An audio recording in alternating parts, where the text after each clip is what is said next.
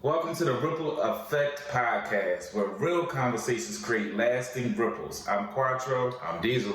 And thanks for joining us as we dive into these stories, perspectives, and ideas that challenge the norm, bridge divides, and elevate the way we think, live, and connect. Whether you're here for hot topics, fresh insights, or just a moment to reflect, this is your space to grow. So let's create some ripples together. All right, on today's episode, we'll be discussing the following topics. First, we'll be diving into the opportunities that natural disasters like wildfires can create for improvement. And also, we'll be looking into the FS1 lawsuit from a different perspective, meaning who really decides how we use our assets? What are these assets and are they gender specific? That should be very interesting. Also, we'll be diving into breaking free from the tyranny of should. I know y'all like, what is that? But stick around, there's going to be some great stuff there. Teach us how to embrace life as it is. And last but not least, how to set GenBeta up for success over the next 20 years, starting with STEM and leadership and excellence in the homes. So we have a great show lined up for you. Let's get into it. Let's get into the meat and potatoes. So how you feeling today, bro?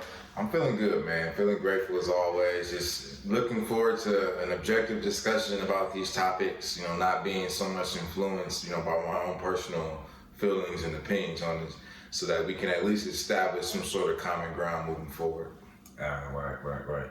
So first on the list, we're talking about the opportunities that the natural disasters may create for improvement. So, our city, we're in LA, things on fire. So that's, kind of, the top of everyone's discussion. So we, having a different type of mind and approach to certain things, everyone is, looking at the disaster of it, the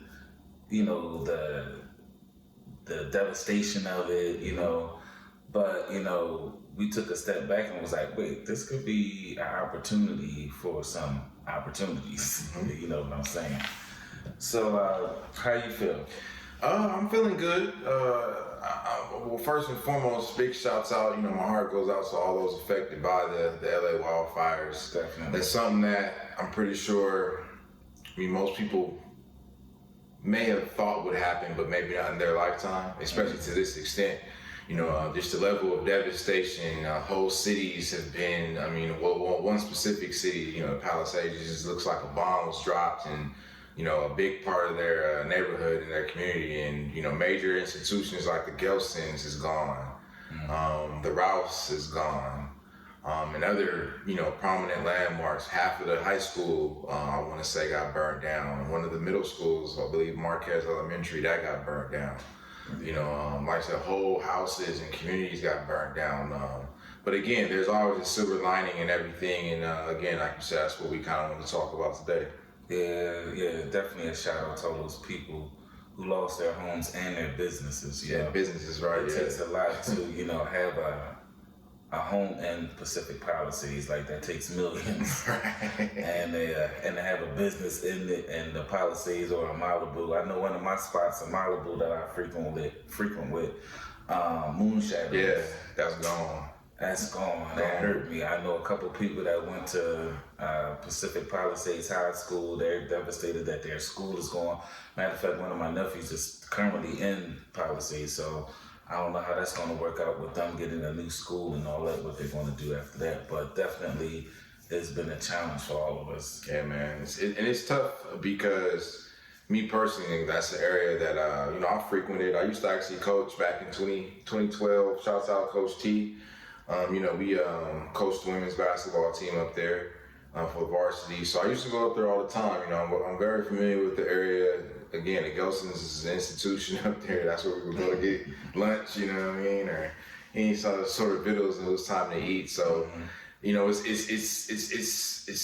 a devastating, like you said, we use it, and I'm using that word because that's the only word that kind of that comes to mind, because again, this just reminds me of the devastating scene that we've seen in some of these movies, like the Independence Days, the Armageddons, those types of movies, and it really looks like that up there. And it just, it sucks. But again, with every bad tragedy that happens, let's just try to find some silver lining, of course, and see, how we can take advantage of this opportunity moving into the future. Right. So I think it definitely has some opportunities there. Oh yeah. So what are some of the opportunities that come to your mind? Well, one of the first things, being real estate related, how we build houses. I think that is going to have to kind of redefine how we build houses, the building codes, and high risk areas in this regard, because again, a lot of whole neighborhoods burned down. And it's funny because one of the videos you'll probably see in this moment, there's a house, and right next to the house that was burnt down to a crisp, there's a house right next to it that wasn't even touched. Right. And so, now we have to wrap our minds around, what was this house made of?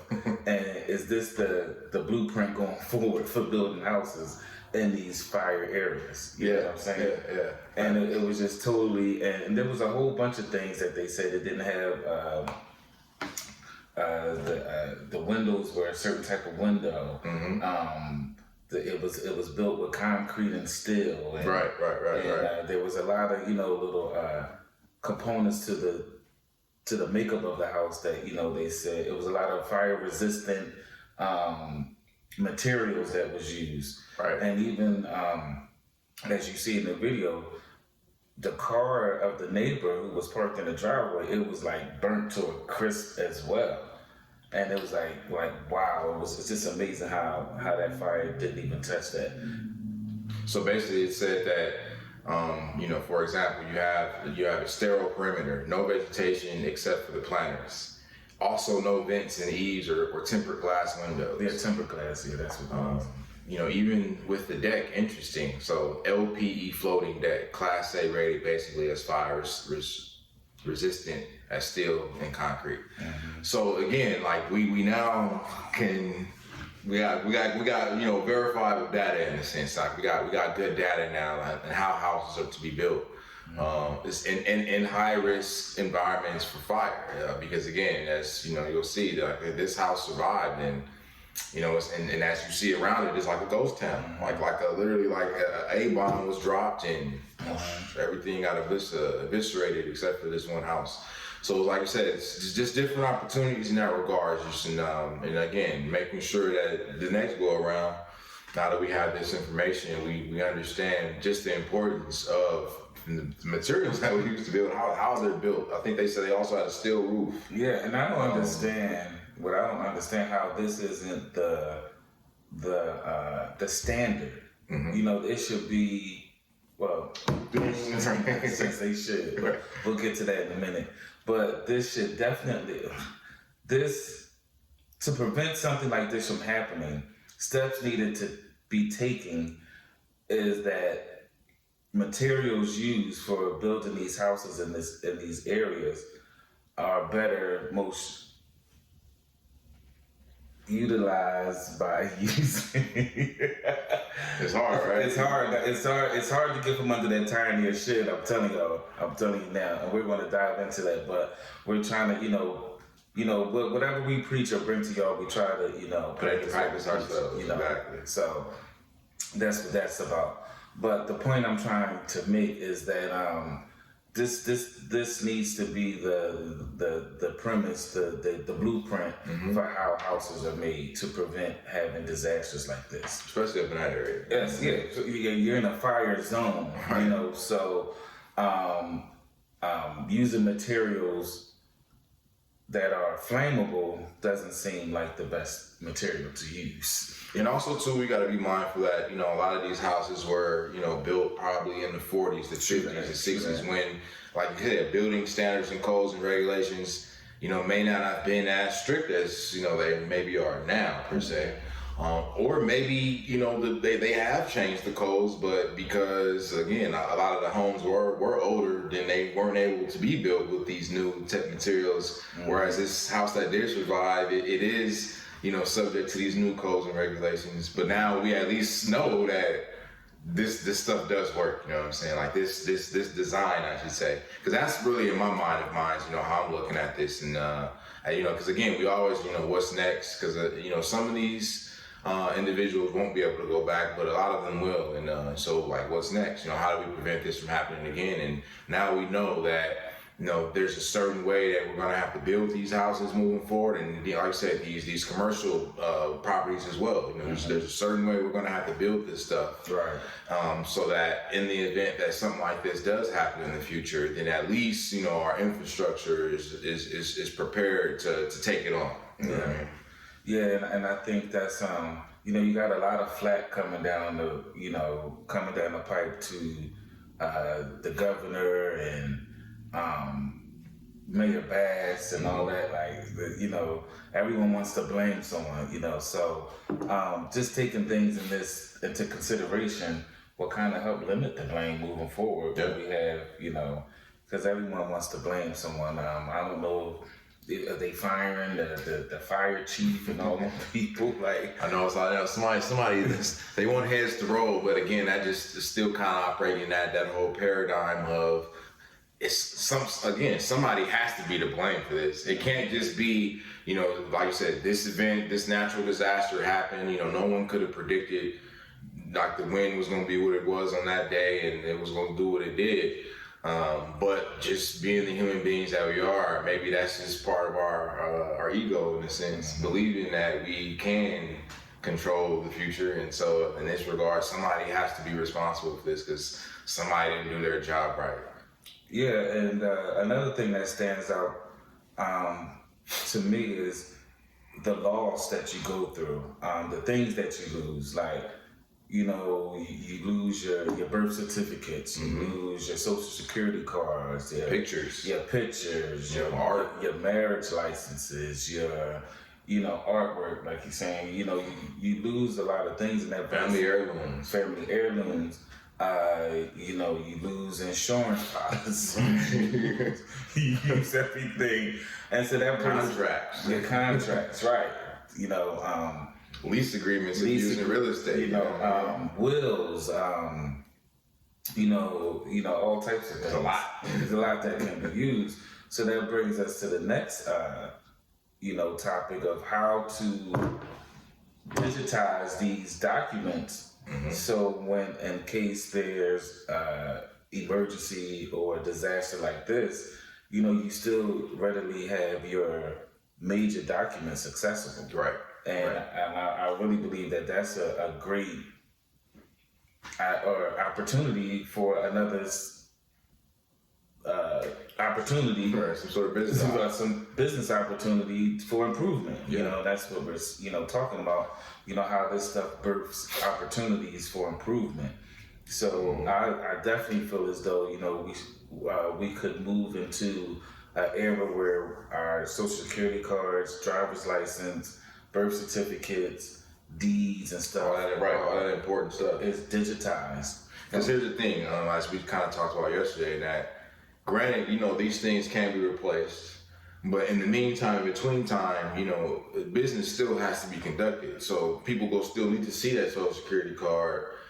They will still need to see that birth certificate, you know, registering little Timmy or Samantha back in the school, so it's just like, in the meantime, in between time, then we got to go through now the bureaucratic red tape of going through these public agencies to, you know, get the DMV, for example, and, you know, and in cases like this, obviously, you know, they're gonna get a rush of this, you know, these people need these documents replaced. So it's just like, yeah, the physical copy will eventually get there, but in the meantime, in between time, these people still have lives to live. So how do they live those lives now? They don't have these specific documents because, again, business is still going on. You know, business is still being conducted.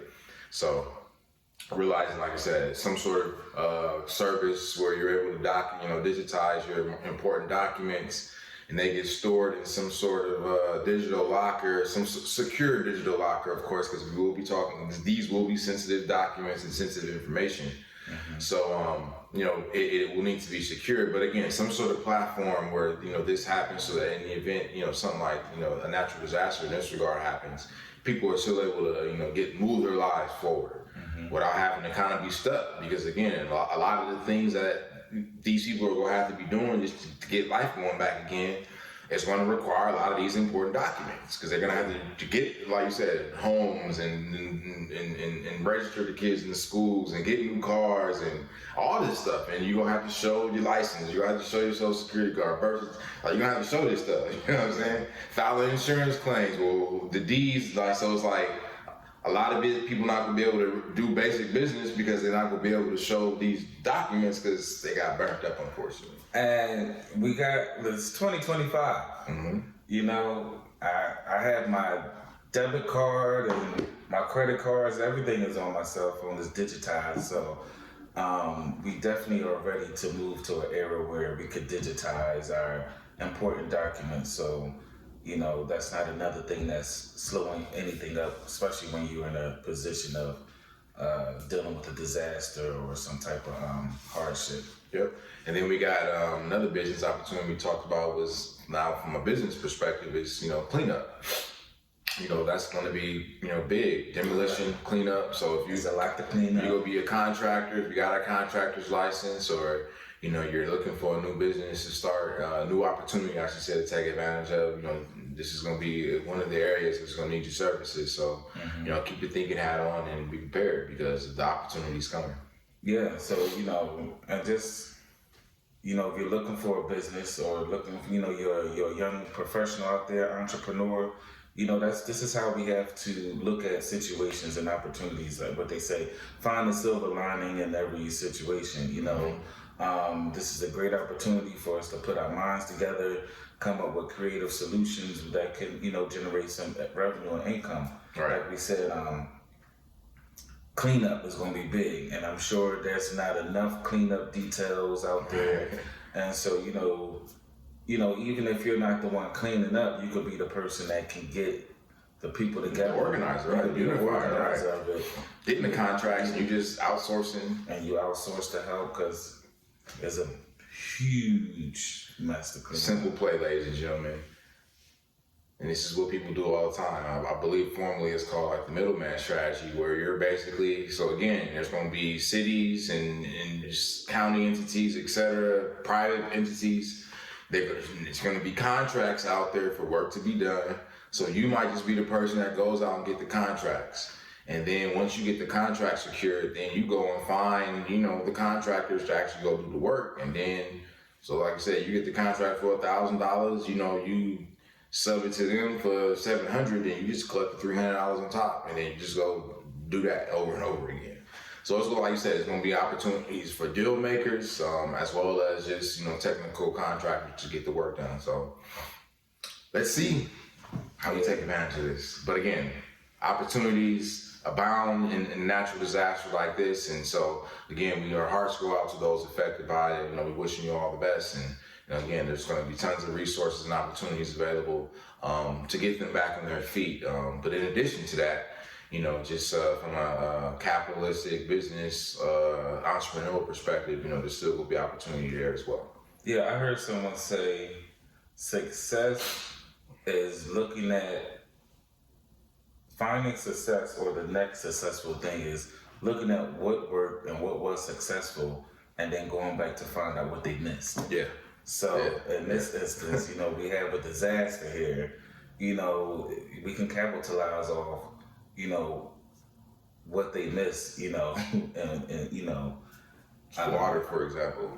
Got to figure out a way to make sure the water is available first and foremost. I like, because to me, it's like, it sounds so crazy to watch the shoreline on fire, and the shoreline being the shoreline, meaning is on the shore. In fact, You literally got the on ocean. BCH. You got the ocean right there. You know, limitless amounts of water right here, but right here is just burning to a crisp. And there's no way to get this water here to put this fire out that's less than 5-10 feet away. Literally. You know, so. And this is like, is there some sort of science behind this that we don't understand, where the sea salt has some sort of adverse effect on fires? I don't see how it would. Well, I think I heard someone say, you know, don't quote me on this, I believe they were apprehensive of using the salt water because the salt water does something to the ground. after the water is laid or sprayed or poured on the fire. The salt in the water does something to the ground. Kind of might erode it or something like that. Yeah, which gives a extra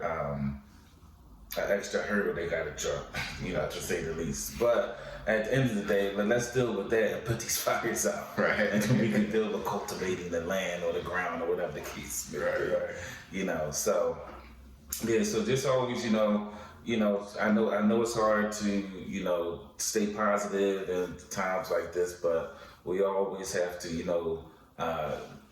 be mindful of what's next and, how can we grow and, come out of this stronger and better out of any situation, Yes, sir. Not even natural disasters, whatever situation you in at life, dealing with relationships, partnerships, friendships, whatever, you always want to gear your mind to think of what's next and how do I come out on top, using this experience to, perpetuate me into the future, a better, stronger, smarter, wiser person. And on one closing note before we go to the next topic, let's just be mindful, ladies and gentlemen, of, again, like, a natural disaster can happen anytime, anywhere. And I know me personally, I've been thinking about this, how I like, if something was to happen right now, like, would I be prepared? And by prepared meaning, like, do I have a go bag in a sense? Like, to where if I just need to grab a bag and go and because again, I might not ever be able to come back, like, would I be prepared in this? And I realized it was just like, no, I wouldn't be prepared. So maybe we also need to start taking into consideration improving our survivalist skills. Yeah, that's a whole nother thing. Like, another episode. We'll say another episode, right? Because I don't know if you know this, but there was some fake evacuation notices that went out in Los Angeles. Yeah. 2 of them went out. And it was saying you are in a dangerous area, you need to evacuate now. And of course they corrected it, and moments later the other one came out was saying pretty much never mind. But in that fraction of a moment, I looked at the phone and seen the alert and was like, oh shit, am I ready to evacuate? Right. Because I got it and was like, I would be SOL. I was like, all right, well, okay. Where would I even go? It's like, evacuate where? Yeah. What do I grab? Do I need to grab this? Do I have to call? So it's just like, as from a household perspective, like, what's your plan for evacuation? Yeah. I think that's something we definitely got to start thinking about. All right, so that brings us to our next topic. This whole FS1 lawsuit. Man. I mean, there's a lot of chat going on about that. A lot of opinions, a lot of perspectives, a lot of accusations. A whole lot of. So, what you got to say about that, bro?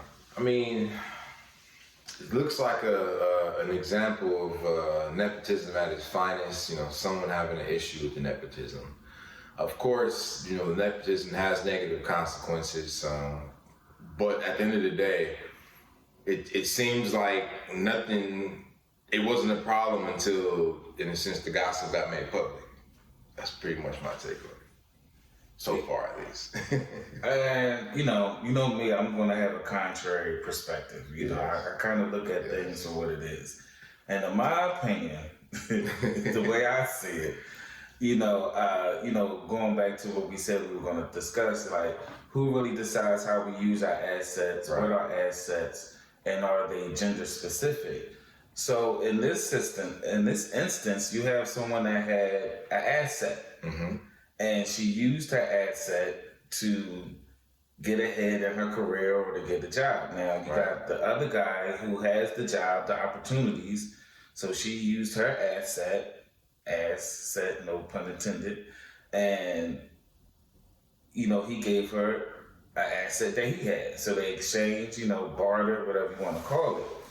Now this young lady, the issue is you have this third person, this third party, who's bringing a lawsuit saying that this is creating a hostile work environment and it's not fair and things of that nature. And I'm like, are you jealous? Or, did no one not want your assets? Because she's going to have a hard time proving a hostile work environment. because at the end of the day, if you're the one spreading the information about him sleeping with her and her sleeping with him and her getting ahead because they slept together, in my opinion, it seems like you're the one that's creating a hostile work environment.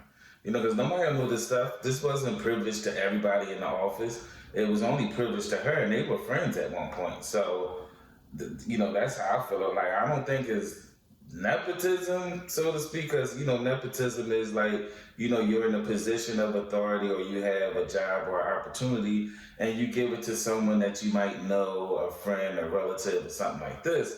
But I think in this instance, it was more so, you scratch my back, I scratch yours. You know what I'm saying? You got something I want, and we both have something that each other want. And so, how do we define that? Let's talk about that. Like, how do you decide what's an asset and what's an asset? And is it right or wrong the way you distribute or use your assets? Okay. Well, to play devil's advocate, for example, we'll take that perspective first, because I know a lot of people will say like, well, that's not fair because you should be able to get the jobs off merit, not off of personal connections or relationships. And she got the job off of this, off of some sort of personal relationship, not off merit, because I keep hearing them saying like, oh, she was just some bartender in Miami, from Miami. Like that was her only qualification for being there. And also, let's also be mindful too that the true beef isn't even between Joy Taylor and the Fox executive, the white guy. It's not even between. The beef ain't there, it's the third party's view of their relationship, their practice of nepotism in that regard. And then she also, people will say that's unfair though, it's not right. And he shouldn't do that. Right. She shouldn't do that. Right. And who monitors that? Who says right or wrong? Who says that's right or who says that's wrong?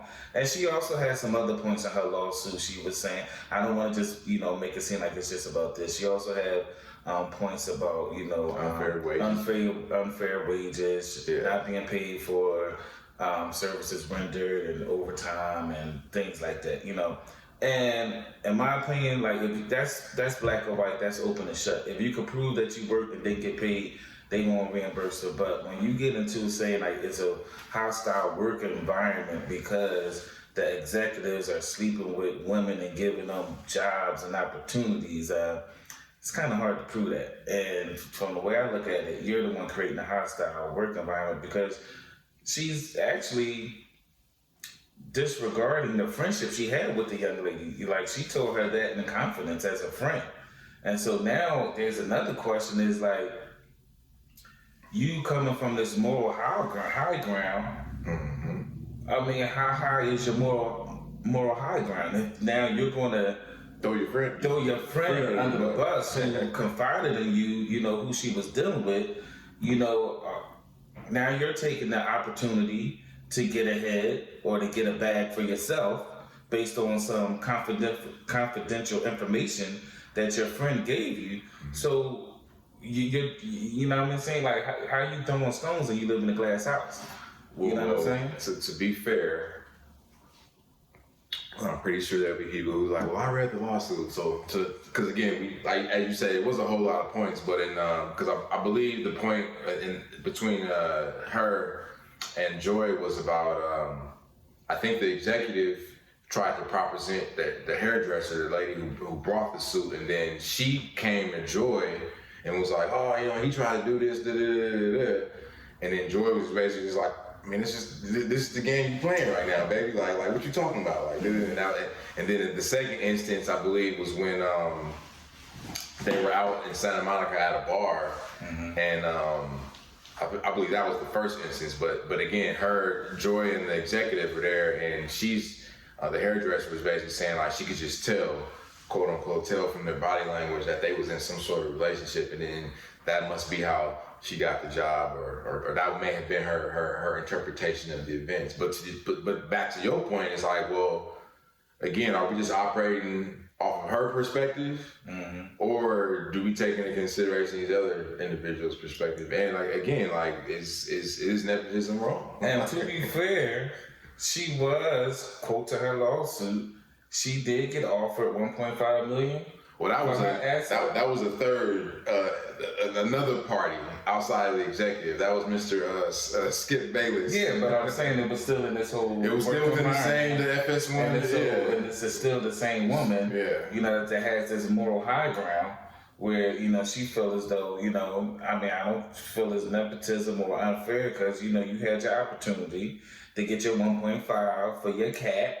And, you know, they gave you 1.5 for, like, I don't know, you know, call me crazy, call me inconsiderate, or, you know what I'm saying? I don't know how many people get in the 1.5 million to have sex, but that sounds like a great trade to me. I don't know.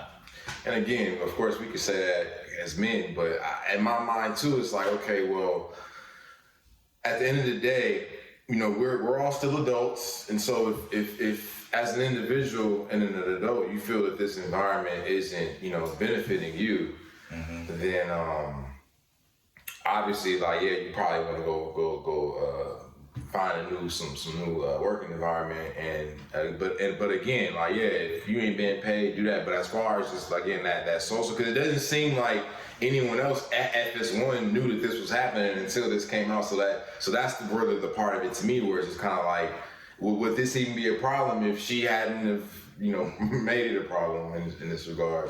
And so it's just like, and again, like, you know, I hope that there wasn't any physical abuse or assault. You know, I don't remember reading anything about that. Well, I read that someone was groped or touched, and when they hugged them, they. Oh yeah, Skip Bayless. Yeah, when he hugged her or something, like grabbed. It was an extended hug. Yeah.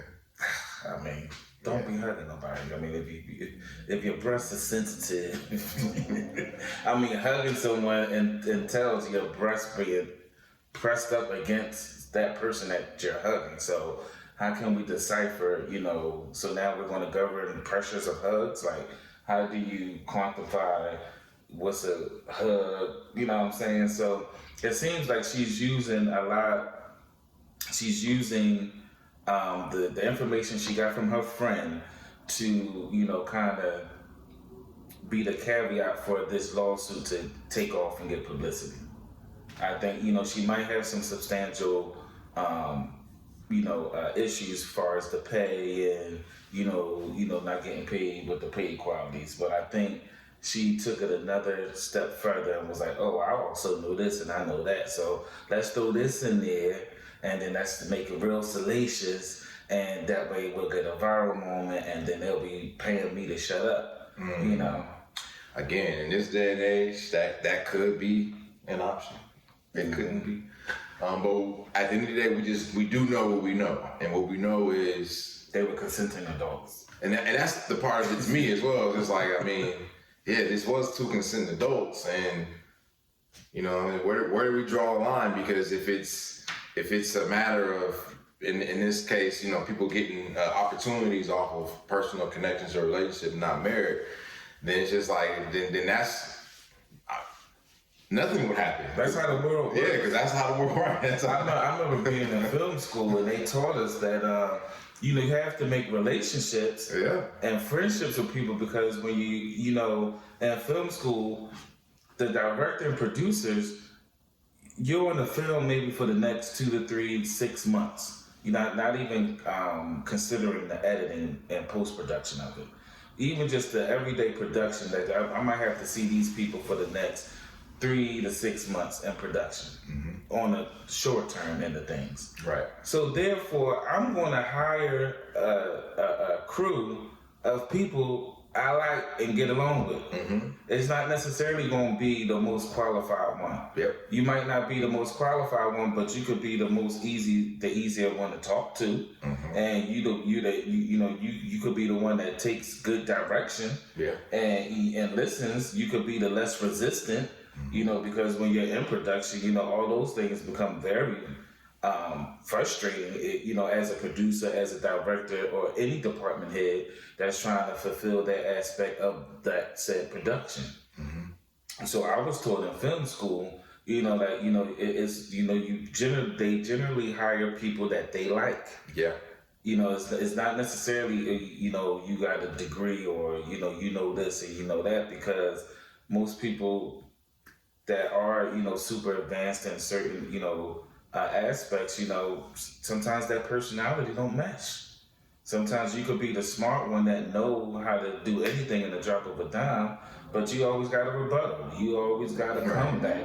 You always got something to say. You probably always late. Not easy to work with. You're not easy to work with. You're complaining about everything. You got all types of allergies. You can't eat this. You can't do that. You got to pray 7 times a day and like stuff like that. It's like, these are a lot of, these are things that people will make decisions like, okay, you might not be the best for my production. Mm-hmm.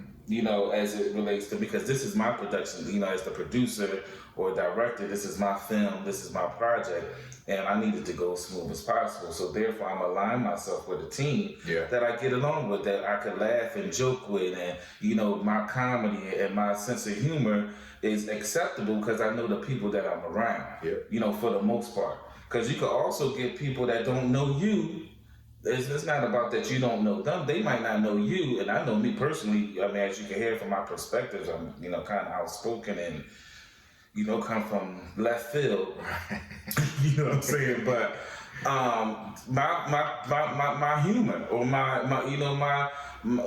comedy or my lingo or the words I use or the approach might be offensive to a lot of people. Mm-hmm. And so therefore you got to be mindful of that. Like, can I deal with them and can they deal with me? Yeah. You know what I'm saying?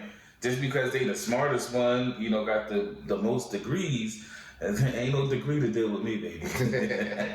And to your point, I remember in college, that being one of the reasons they say you go to college, is to build a network of peers so that as y'all is going through life and y'all gonna need help or situations or opportunities, you could be able to call on each other to, hey, you know what I'm saying, in a sense, to skip the line.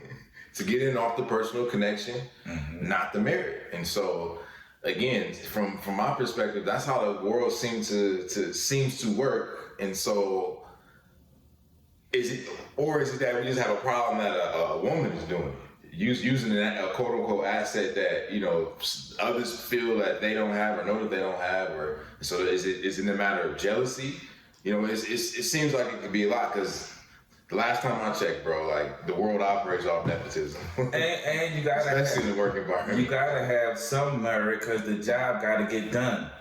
That part at the end of the day. Yeah. So it's not solely like we're not giving any credence to merit and you having the ability or the cognitive functions to do or perform said job. Yeah, that does plays an effect into the whole hiring process or working together, but at the same time, more so than not, that ain't the main thing. If you got if you got some merit, but a great work ethic, great personality, you understand me, I understand you, that'll go a lot further than you just having all the merit and no people skills and no personality. Right. No people skills, no personality. You can't put your left way right. Super judgy or super religious or super, leftist or super right. You want to know one of the things I've noticed though is usually the people who are for the merit crowd typically lack the soft skills or the people skills.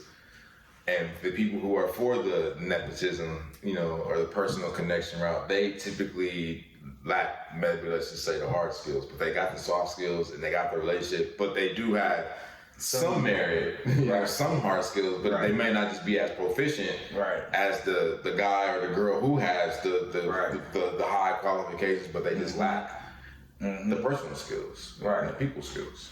Right, almost like a relationship when you dealing with a female. Like, these women are getting upset because, I'm a boss chick and I got all my own thing and I got this and I got all that. But a man would usually want the younger woman not to control them, but to kind of mold them into the wife or whatever that he wants them to be. If you're more flexible and workable, then we can go a long way with that. Almost like this whole nepotism thing. Is like, I'd rather have someone, you might not have all the merit, but you have some merit, but you have the attitude where you're willing to learn and do what's needed to be done and ask the questions and put the time and hours in. So I could mold you into the perfect camera operator. I'm just using, production for example. I can mold you into the perfect set designer. I can mold you into what a good editor is, and these are just, line items that you hire, in production.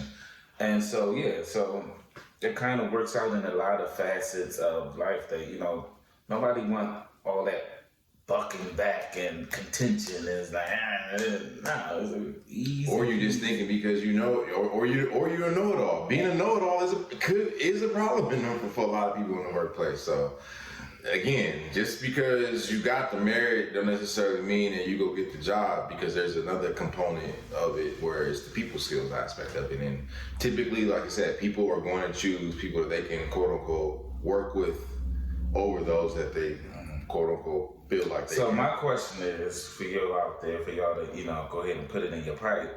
Is your cootie coo and is your, slong dong an asset? Is it? And I think it is, especially when you're dealing with Hollywood, LA, whatever. Beauty is definitely an asset, and it's something that you have to take into consideration. And you know, if you're the most beautiful person or a very attractive, sensual, sexual person, you're going to be afforded opportunities that everyone is not going to be privileged to. And that's just the way it goes, because, people like nice things, like, people that are very attractive and sexy. That's why people go in the gym. That's why they become gym rats, because they live a lifestyle that an average mediocre person will never be able to fathom. Mm-hmm. They would never know what it's like for someone that I'll just, whatever it is that you want, I would give it to you. Some of these people are afforded lives that are just like easy peasy. They don't gotta worry about nothing. All they gotta do is go and get in this gym, make sure them pecs are bouncing, make sure them abs are abbing, make sure the butt is buttoned, make sure the titty is tittying, and make sure the face is facing.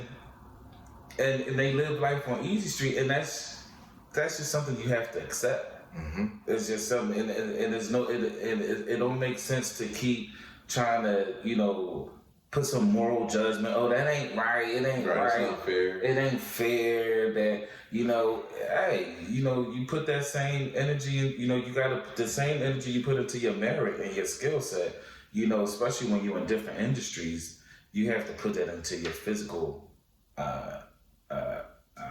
appearance and body and stuff like that as well, because it's definitely an asset. People usually want what they don't have. Yep. And when you're around a lot of people like in Hollywood and the film industry, people have the resources, they have the money, and they will pay for what they want. Mm-hmm. And what they don't have is the time to put the time into, or sometimes they're older and it's like, you get to an age like, I can't be in no gym, doing all this lifting, but I can buy money long though. Right. And I see that little bunny right there. Here you go, boo. Like, hey, what you need? Right. I done lived a long life. I got a lot of resources. I got a lot of connections. Let me use my asset. You give me your ass set. That's the game. That's life. For a lot of people, right? That is life. That's just life. And even if you take the sexual connotation out of it, it's still the same dynamic and it's still the same paradigm. You know what I'm saying? I have this, I need that, you got that, I'll give it to you. Mm-hmm. And then, they've been bartering for years. So before we go into our next topic, we'll close on this, and that at the end of the day, you just got to play the hand that you was dealt. Just like in poker, you Texas Hold'em, you got the 2-3 offsuit. You might be going up against pocket aces, but it just goes to your gamesmanship at the end of the day. So again, pocket aces in this case being, something beautiful or, something that somebody wants compared to, you know, the lesser hand. But again, you can still outplay this person if you just play your hand to the best of your abilities and not be trying to worry about this fairness of it, you know, because it's just a hand you got to play. That's just what you was dealt. So accept it as what it is, and you accepting it doesn't mean that you are, in a sense, necessarily approving anything, but it does mean that you are accepting life for what it is, and now you're going to have to move accordingly. Yeah. And stop comparing your hand to somebody else too. Just play yours. Play yours, right. All right, so as we get into this next topic, ladies and gentlemen, this is one of my favorites as of late, and just want to give a big shouts out to, you know, all my mentors for putting me on, but I want to talk about the tyranny of shit. So what is the tyranny of shit?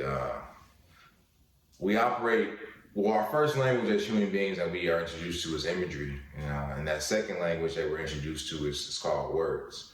And through images and words, you know, we're able to communicate with each other. But we have to be mindful that, you know, the language in which we use to talk about ourselves as well as the world around us, it has an impact on the reality that we will create for ourselves. And so we as human beings, we operate off of these things called paradigms. And the simple way of looking at a paradigm is just a roadmap that we use to get from where we're at in life to where we want to be. So for example, you know, the American dream is a paradigm. You know, go to school, get good grades, go to college, get a degree, get a job, buy a house, get married, have kids, work, retire, die. You know, that's like a paradigm right there. But what happens is we are, in a sense, born. You know, every citizen, based upon where you're at in the world, of course, but we're in America, so we're born into these paradigms without our necessarily understanding this, and so we end up, again, using these roadmaps, these paradigms unconsciously, in a sense. And when things don't work out, you know, we create this negative victim language, or we use a specific word or collection of words, I should say, called, and the biggest one is should. And what ultimately ends up happening is when we use the word should, I wrote something down. It says, when we use the word should, it's the equivalent of beating ourselves up for what we should have done or telling ourselves who we should be. It is akin to fighting an enemy within us. It drains our energy from other tasks and perpetuates a negative self-talk cycle. So as you know, it's self-judgment. It's ultimately,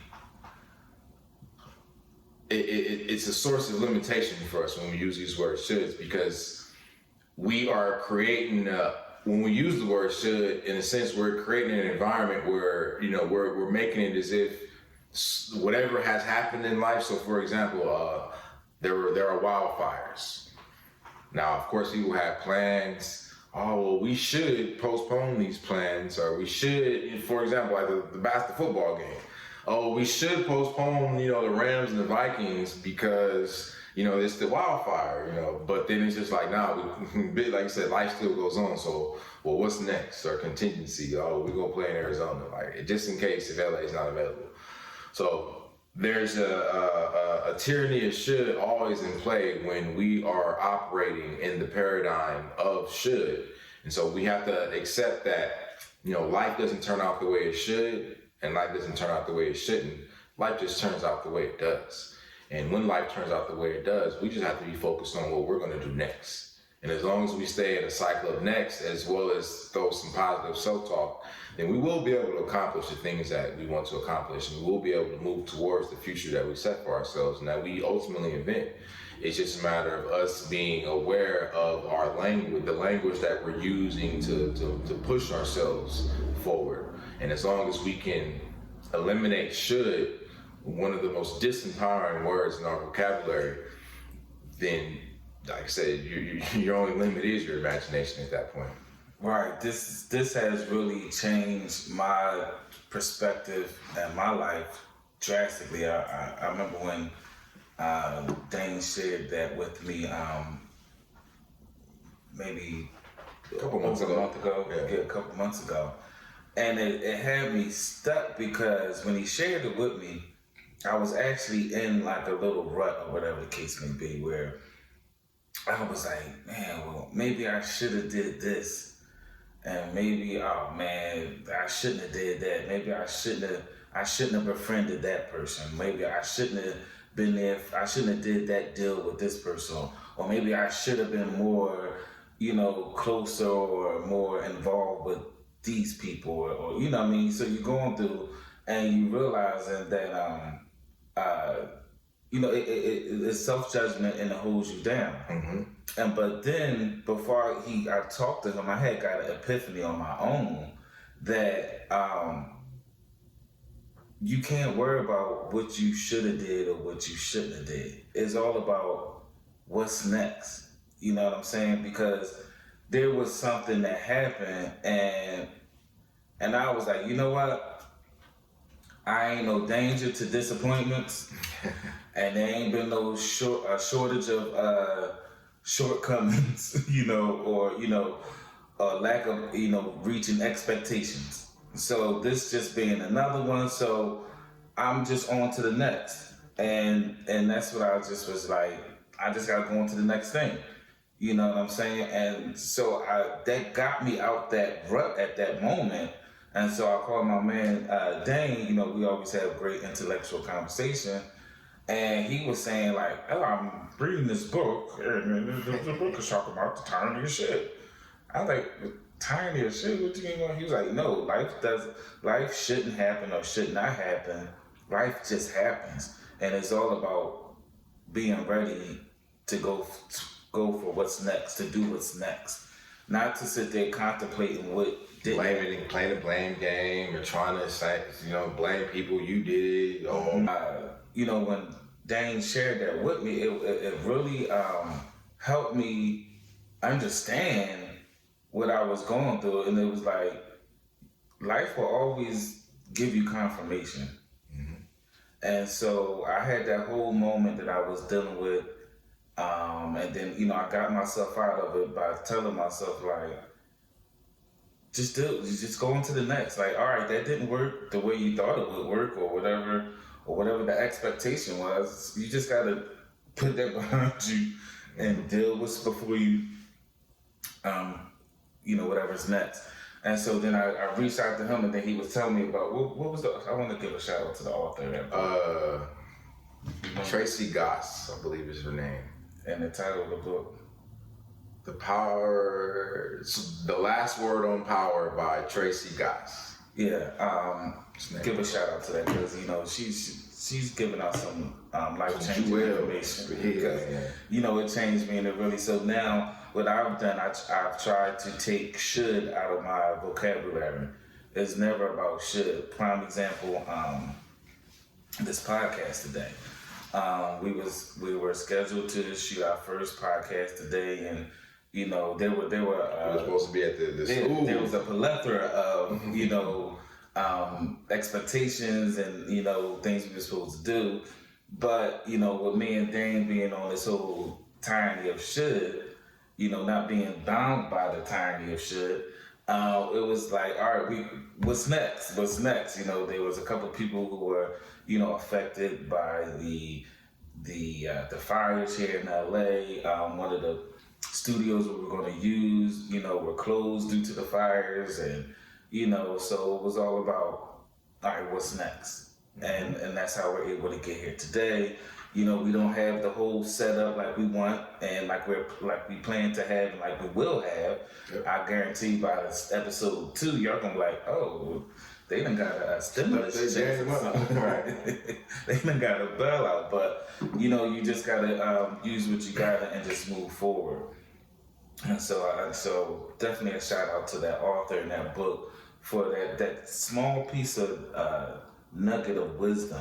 Was so loaded and profound and so refreshing and freeing and thought-provoking, that it really helped. And then I encourage you to, try to take should out of your vocabulary. You know what I'm saying? Totally eliminate it, eviscerate it, and you begin to realize that your conversation with yourself, as well as just in life it'll improve. It'll be more empowering because you're no longer living within the limits of should. So the way I was thinking about it earlier was that when you're using language like should or victim, language, disempowering language, it's kind of like you're operating as a box. But what happens if you drop that box? Then you just go fall flat on the ground, and that's just going to be the end of you, not to be able to get back. It's going to be hard to get back up at the end of the day. As opposed to when you remove should, now we remove these hard lines in our life to where we're now a lot more circular and a ball, so that when we are going through life and we do fall, we're able to bounce back up. Because now we got more empowering language because we're not operating in should. So for example, how this all plays out, let's just give a practical example. So if it's going back to the if you believe you should a man should what was the one I saw recently? It was like a man should pay a woman's bills. Let's just say that. Something simple and relative for her. But, a man should pay a woman's all her bills when he meets her. If that's your mindset, if that's the paradigm you're operating in or your roadmap, then that means that again, like your only focus is on your vision in a sense is like I said, I gotta get my bills paid. Men are supposed to pay my bills. So again, it's supposed to, ought to, should. And if that's not happening, then there's something wrong with me. There's something wrong with this man, or there's something wrong in life happening right now. You know what I mean? But when you operate in that mindset, then again, it becomes a source of your success, because when you do, quote unquote, get some man to pay your bills and you get that dopamine hit and you're like, oh, I guess this strategy works. But then it also becomes a source of your limitations as well, because now, because you are operating within this should and of a man, you're missing out. You're missing out on possible connections. Most likely you are missing out on connections that are actually going to be beneficial and in alignment with your true goals and values in life. Because but again, you're skipping over that because again, you're just focused on, oh, he should pay all my bills, or what I'm saying? If I like her, she should like me. But it's just like, does she not have the right to have her own interests? You know what I'm saying? Why should she like you just because you say that she should like you because you like her? So that's how that should language gets us caught up and gets us stagnant, and in a sense it kind of gets us caught in a vice a lot of the times, because again it limits our perspective on what is possible. Because if we do say, oh well, if I like her, she should like me, then that means that now, again, if we're moving forward with that state of mind, or we're using that language to, in a sense, that's what we're trying to validate in our life. You know what I'm saying? So we see Cindy, and we like Cindy, so we're coming up to Cindy saying Cindy should like us, and now we're trying to make Cindy like us. You know what I'm saying? But it's like we're not taking into respect that maybe Cindy likes somebody else. So why should Cindy like you just because you like Cindy? So should. I'm gonna give you a little resistance on that, because I don't think the people just say in your example, I don't think people say someone should like me just because they should. No, I'm saying it's a conversation they have with themselves. They're not having this conversation with the world. But I'm saying you can't say someone should like me if they don't even know you. Like, who said I agree with you. Like who People said that? I've had it. Halle Berry should like me. No, it's for example, like for example, I remember vividly and going back to school. Like there was an instance where it was like I was a new kid at school, and so I remember it was a group of girls. They came up to me and said like, "Oh, Tiffany likes you," and I was just like, "All right, cool," but I like Samantha. Oh. So you should like her if she likes you? Like, huh? Like, I had your perspective. Like, what are you talking about? Like, oh, well, she likes you. Okay. I like Samantha. Oh, but you should like Cindy because she likes you. But that's what I'm saying. Like, when we operate in that should language, it's as if we aren't willing to accept the reality in front of us. So now we start behaving a specific way. that ultimately creates tension and static between people, and that's ultimately can result in, you know, a lot of negative situations. So to your point, it's just like, I agree with you. Like, no, I don't believe a person, quote unquote, should like someone else just because that person likes them. But then that's the negative self-talk that you can find yourself in when you're operating through should. Because should also is you putting the lenses of someone else's perspective or thought or ideologies on yourself. When you say should, that means you're directly comparing what you did to something else. It has for should to be applicable in your conversation. That means you're taking something outside of yourself, another situation, and you're comparing your present with that.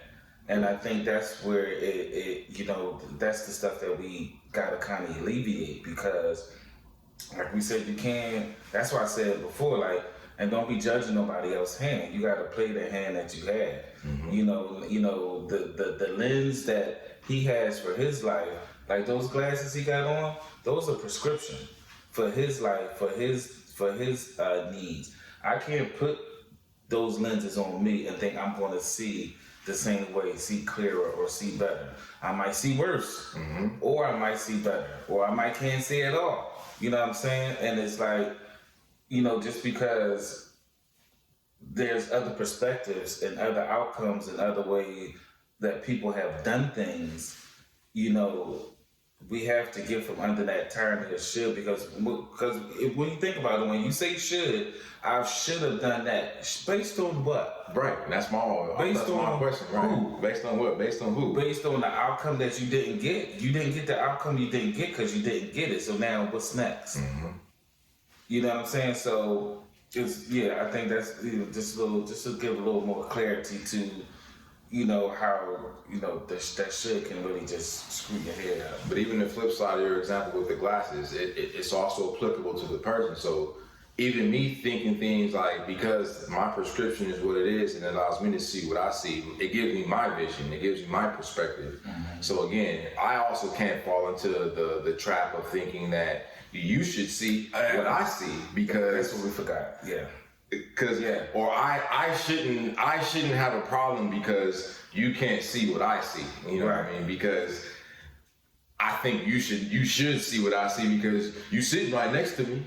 Right. That's the other. Or we've been knowing each other for the last 10 years, but it's just like, nah, that's not how it works. But again, that's how a lot of tension and static between, that's the source of a lot of people's problems, because again, we're thinking that our vision is shared, but by everyone around us, it's because these individuals is in our environment, and we make the mistake of assuming that they should see it the way we see it because of some sort of connection, or just we're sharing an environment. But we always got to be mindful that, like, no, like, everybody, so if it's a room with 3 people, it's 3 different perspectives, it's 3 different perceptions of what's happening.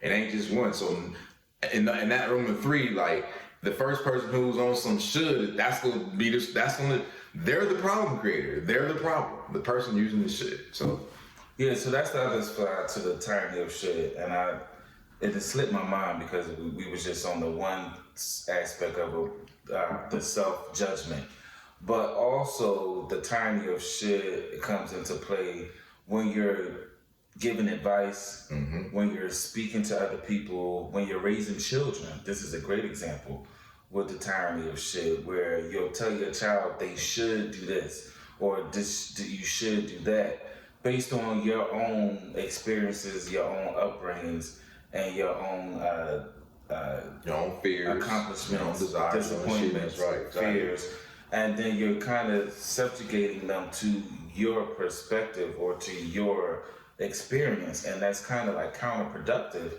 because number one, these children and kids, you know, don't have the same issues that you went through when you was a child. They don't have the same obstacles that you went through. They don't have the same apprehensions. They don't have the same fears. They don't even have the same opportunities. They don't even have the same job market. They don't even have the same, you know, back 30 years ago, you know, you sitting on a cell phone and making content was not even a thought in anybody's brain. So therefore, this being one of the highest and most highest paid jobs now in 2025, you can't say what they should or shouldn't be doing. You really can't. You have to find out what it is that they want. What it is that you vision. want. Yeah. Vision of the future, right. What it is that you want to achieve. Especially when you're giving advice and when you're giving, raising kids, you find out what they want, where it is that they want to go, and then your advice will be the steps that need to be taken to achieve that set goal. So if someone says they want to be, let's say, a basketball player, so you could be like, instead of saying, well, you should do this and you need to be doing that, be more realistic. You should, or you shouldn't do that. You break it down to, okay, what are the attributes of a great basketball player, and what are the steps that you think that you could take that will make that a reality? What's next? What's next? Okay, that's what you want to do. So, what do you think is next to get to there? Not so much saying, well, you should do this and you should do that. You gotta. You should go to the army because you'll get. You should go get your civil service job. Right. But again, I don't think people, to your point, they realize when they're giving that unsolicited advice in that regards, they're basing this off of their experience. Yep. Their view, their perspective and perception of things, as opposed to the individual in play.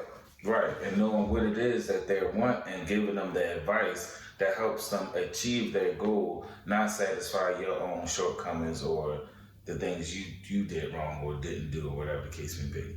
So I think that tyranny of should works both ways. Is a self judgment. It could be a self judgment on yourself, and it could be what's the term when you put your judgment or your stuff on someone else? They say you're I want to say maybe the word is projecting. Yeah, projecting. But I was gonna say that in a sense when you kind of giving that unsolicited advice, it's somewhat condescending because it's like you're just giving this person this advice without even having taken what like you said into consideration the direction in their head, and like you're just assuming that you know what they want.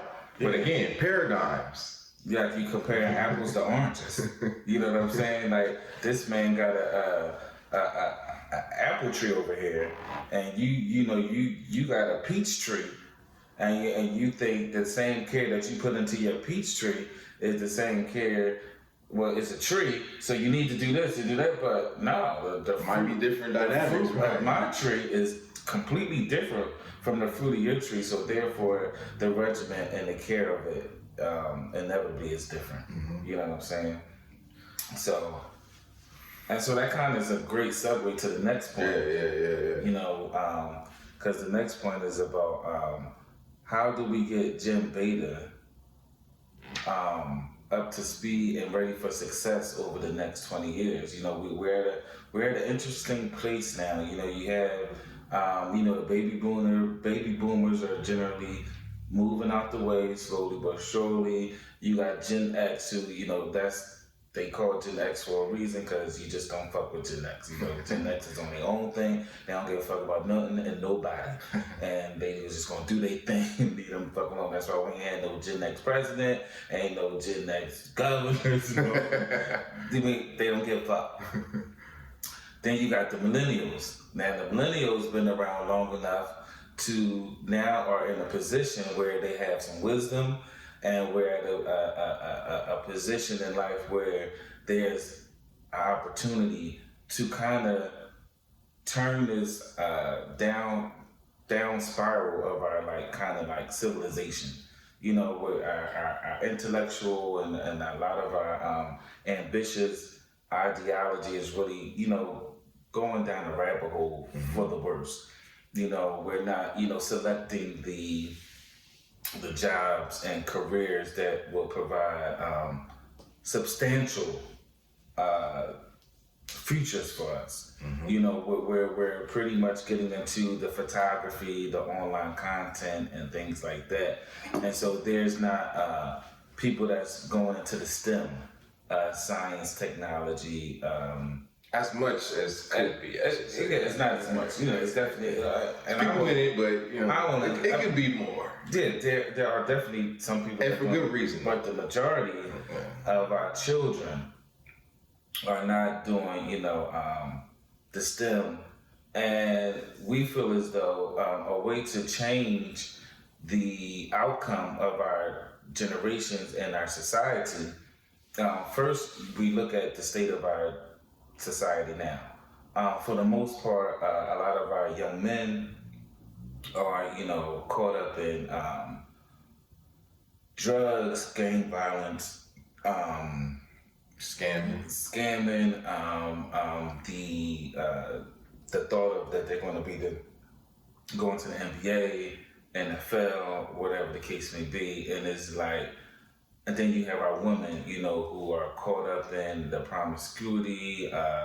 You know, they're into the, you know, the body augmentations and all these things. Lasciviousness. Yeah, and it's just like that's a known disaster to destroy a community.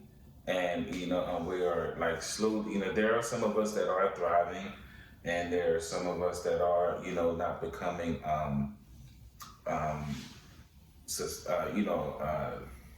they're not, you know, becoming a prisoner of this ideology and this whole social media thing. And, you know, but to make sure that we have a great future, that means we have to have some great leaders.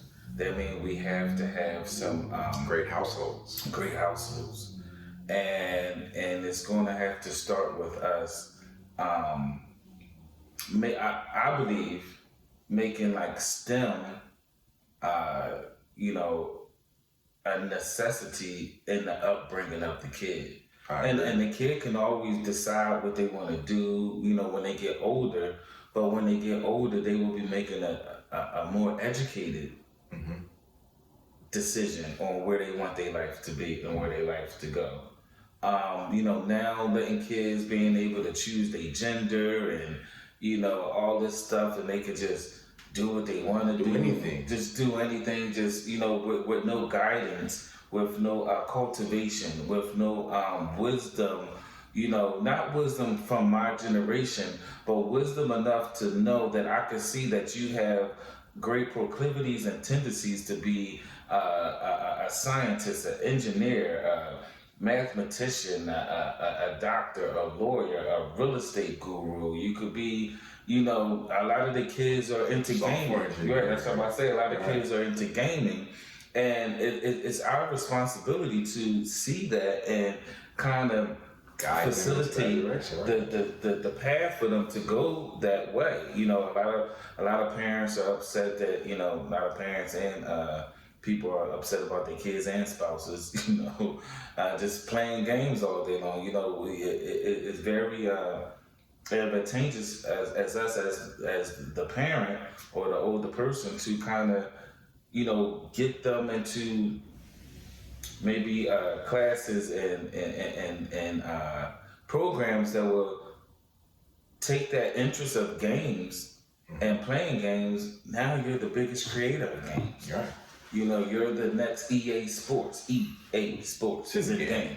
Do they even still do EA Sports? Bro, I just saw, they do, but I just saw a documentary on Amazon Prime that talked about, like I said, they talked about building the Madden football game back when they first started. But it was, but again, as I'm looking at it, I'm thinking about everything kind of like we've been discussing on this specific topic in regards to STEM, because again, and you know what we mean by STEM: science, technology, engineering, mathematics. And every aspect of life has a STEM component to it. We just aren't exposing the kids to it. Right. So to your point, it's going to start with us molding and preparing, you know, GenBeta for this future that's going to be highly driven by digital technologies. Again, they're not going to have the life that we had. So that's why, again, we have to start elevating our language and understand that we can't use this word should, because all we can do by giving them our experiences, they can just recreate what we've created, what we've already done. That's all we can do in that regard. So that's why we, again, yes, we will be inventing from the unknown. You know, we will be inventing from something that doesn't exist. You know, we won't have quote unquote advice about how they're going to be able to do this, because again, it hasn't been done before. But that's nothing to be afraid of. You know, that's something to be embraced, because it's a great opportunity.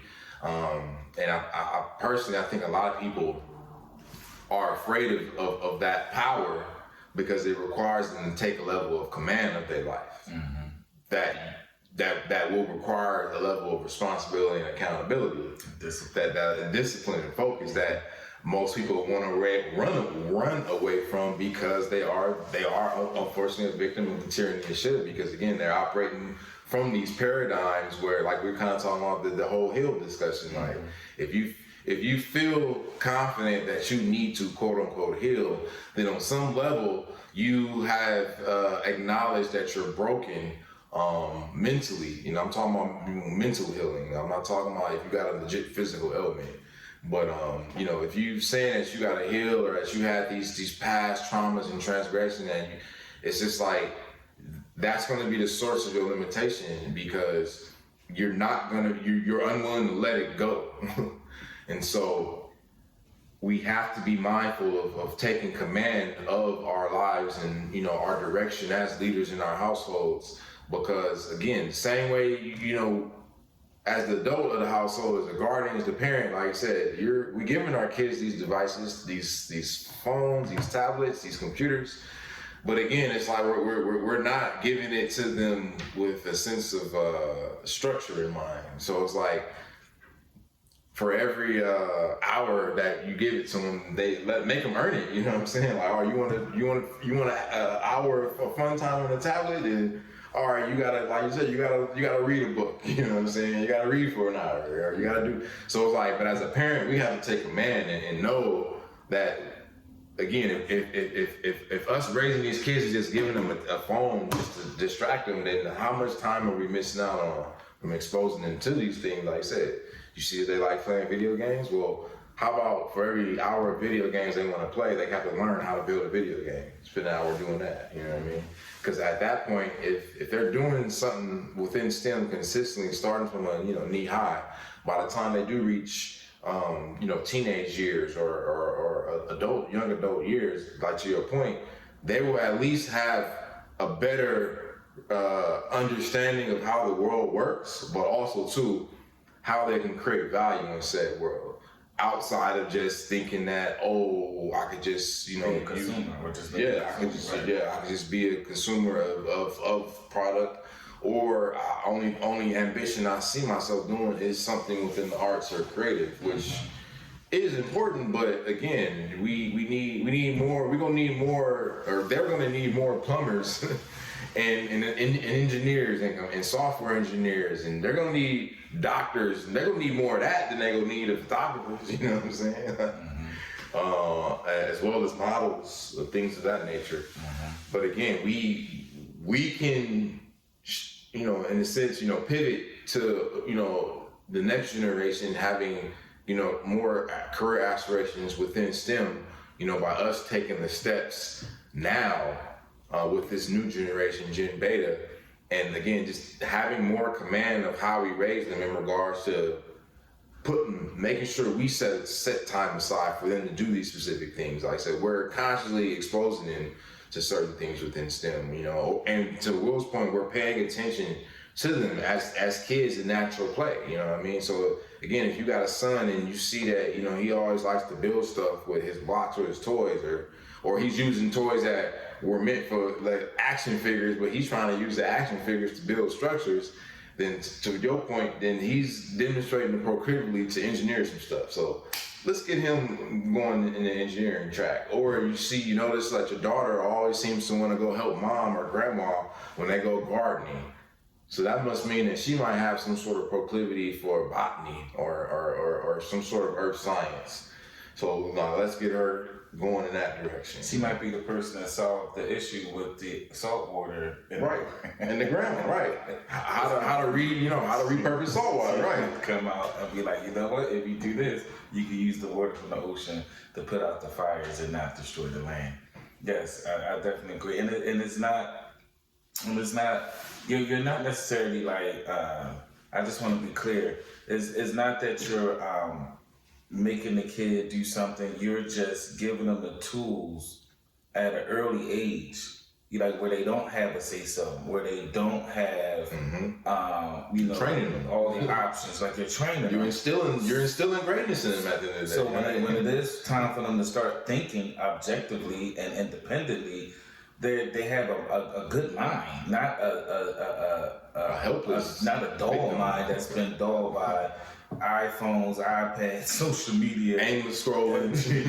Like just like robots, just like whatever the feed said, that's what I'm gonna do. I'm willing to bet, because they are doing these studies now, but I'm willing to bet within the next 5 to 10 to 15 years, we're gonna start seeing studies about the negative and detrimental effects of kids, and by kids I'm talking about like babies, getting, shrink time. Because I recently saw a video of the baby had to have been like no more than 5-6 months. It was old enough to where it could just sit up. You could just tell it was still, it had to, but it was like the mom it had the phone, and then the mom took it, and the baby started hysterically crying like it was a tantrum.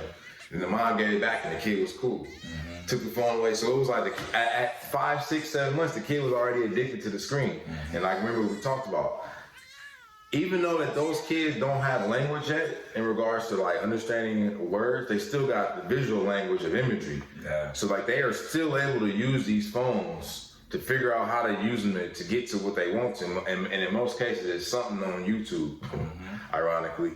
But again, they know how to use the phone without knowing how to speak a word or identify a word or use. But it's like they just know how to. So that lets me know that, okay, again, the kid is always learning, and they're just replicating. Again, what they're seeing in their environment, because again, they see the parent on the phone, scrolling up and down, so they think that's what they're supposed to be doing. So just imagine if they see the mom with a book or the dad with a book. And like you said, it ain't got to be all day, every day, but it needs to be, they need to see that. And I think that's what we as adults kind of don't take into consideration. And we kind of like take for granted is we just think that us telling them what to do is enough. Yeah. But it's like, no, yes, we need to tell them, but they also need to see us doing the things that we're telling them to do, because we got to be mindful of the human element here. Yeah, and we got to be mindful of our contribution. And get away from being lazy. Mm-hmm. These devices occupy the child, but you can't let it raise the child. Mm-hmm. There's still a important part as parents, as elders, that we play in the lives and the development of lives that are coming up. Yep. And then we're kind of like just replacing that with these, and it's just not going to end well. I mean, there's a documentary on Netflix called, it was on there a few years ago. It's probably still on there, like the social network, or a social media network or something. I remember that documentary. Yeah, and it was the negative impact. Yeah, and it was the creators of these social media platforms and the instant messaging and the liking and the sharing and the likes and all that stuff. The people that made it, and how when they created it, they looked back at it and I was like, oh my God, like this is going to destroy society. To the point when you watch this documentary, they resigned from these high positions. They resigned from these positions. They was a part of this documentary that was saying like, this is not going to be good. We created something that is dangerous. Mm-hmm. And even went on to speak to say that they household and family and their own children, they don't even allow them to partake in the social media, the unlimited internet and all that stuff. So Then check that out when you get a chance. And it's just like, we gotta stop being lazy. That's for sure. I saw a meme, bro. It said they had that visual when Mark Zuckerberg was in whatever room he was in, and all the people had the Meta glasses on. Because even Mark Zuckerberg says that I think he got kids now, but he was like, no, I would never let my kid use Facebook. They all my 8-year-old. They all like adamant about it. They can't. They gotta read a book. A lot of wealthy parents, you know what I'm saying, for them learning. Like, there's no social media. There's no screen time. You know what I'm saying? Like, it's just the only time they are allowed to have screen time for the most part is to use Khan Academy, which is I'm learning is a very prominent learning app in wealthy households. But again, they're not even allowing them to do that. But the meme I saw was basically saying that I think kind of like drug. What was it? Rule number 1 from the drug game was the supplier never uses the supply. Never get high on your own supply. It was just like, never get high on your own supply. Never sell no. But the visual of it was Mark Zuckerberg in a room full of people who had the Meta glasses on, and he was the only one in the room that didn't have the Meta glasses on. And it was just like, don't get high if you want supply, basically. That was the gist of the meme. But the visual of that was powerful because it was, to your point, it was just like, but you mean to tell me that the guy that actually made this don't even use this? Yeah, because it's a drug, dopamine. Right? And that's the drug we're talking about. It's specifically dopamine. So every time you get a like, every time you feel something positive happen, you get a dopamine hit. And so, again, that's why the whole likes and, that's why they're saying social media is what it is. And so we have to be more conscious of not allowing these tablets, these smartphones, and these apps to raise our kids. We have to be more structured in the time that they use this. We have to take more command as the leaders of these households and instituting, what it is in regards, like you said, this isn't allowed in this household. Like, to get to a better outcome, a better future, because as a society, as a people, we're declining. Oh, we're declining. From an educational perspective, on a global ranking, America's 13th in the world, but we believe that we're number 1. We feel confident we're number 1, but we're actually number 13. So that means that there's 12 other nations ahead of us. And then I think Japan was one of the top 3. But if you look at the educational system in Japanese culture compared to the educational system in American culture, it's like night and day. And like there's been videos showing it, so it's like night and day. And then to kind of like tap in just a little bit about the visa situation. You know what I'm saying? The reason why we're saying it's important to implement these STEM virtues or whatever is because we're going to push ourselves out of the marketplace completely. And they have these, what's that? What's it called? What type of visa is that? Oh, the H-1B visa, which is primarily used by a lot of tech companies to recruit foreign talent from other countries to come to America to work in a lot of these tech-specific jobs. And a lot of people are upset about that, saying like, oh, you're giving the jobs to the foreigners and you're giving the jobs to all these other people, but we're not progressing and going in those fields. So the majority of the people that's in these tech careers or courses are generally the Asian community, generally the Nigerian community, generally the Indian community,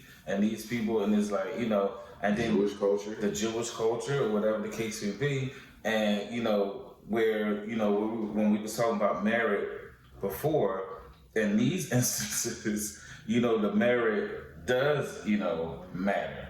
The example I use, I was talking about production, which is more interpersonal type career where you're dealing with people and personality. But you want that heart surgeon to know what they're doing. I don't need you to be able to tell a joke while you got my heart in your hand. Right. You know what I'm saying? We need that heart surgeon to know what they're doing. So in that regard, but again, don't think that there aren't tons of talented doctors in the world, but a lot of them probably can't get a job because they don't have the people skills, or they are in health case. I think it's called bedside manner. Bedside manner. They have terrible bedside manner, so like they might be able to get a job, but they can't keep a job because they just have terrible people skills. So Well, it's funny you said that. I'm going off on tangent, but we're good. Y'all here, y'all good. My dentist, and this is something I noticed about her, right? She's a doctor. She's from the Philippines, and she's been doing dentistry for, I think she said, about 40 years, okay. right? And one thing I noticed about her, the first time I went to her, I felt comfortable, and her bedside manner was totally on point. I look forward to going to see her. Yeah. You know what I mean? and she said nothing. You know, she just doing a little small. She making you feel like you're in good hands. Yeah, and she make me feel comfortable. She laughs. She joke about certain things, and then, you know, her assistant, they get to talk in that Philippine, language. You know, while they in my. And one day I'm going there with the translator on my ear to see what they talking about. But nonetheless, when she's speaking and approaches me, like, she remembered I went out of town for the holidays, asked me how that was. You know, just little subtle things like you were saying, the bedside man. And that's how she's been able to be in the game for 40 years. Yeah. You know, so yeah, that's definitely important. I agree with you on that. So as we close out this topic, let's just be mindful, ladies and gentlemen. We can influence the next generation. It's GenBeta. We have to. The next 20 years is going to be very important in preparing them for a future that's going to be driven by, digital technologies that they're going to have to know and understand if they want to, thrive and survive in this world. And so let's do what we can today, starting now, to introduce them to these STEM topics early and often.